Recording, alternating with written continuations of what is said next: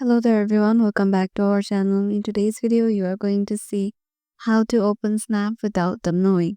So to do that, let's head over to our Snapchat application first. So once you're there, just head over to this DM section right here. And if we head over to any DMs, like let's head over to this one. And there's a chat we can see. So if we want to watch the snap, but we don't want them to know that we have watched the snap, so let's try this method. So let's go to this one first, and as we can see, the snap is available, and we can see if we go back, you can see that we have already seen the snap.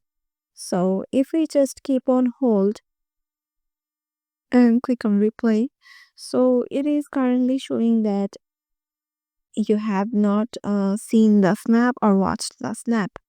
So what you have to do, the first thing is to replay it. So once you click on replay, it is from the other side, it is seen that they have not watched the snap. But once you watch it again, it will show that you have replayed the snap.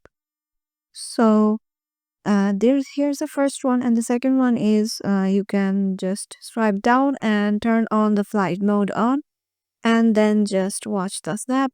And once you do it, just go back and just hold to replay and replay it, and here turn off your flight mode.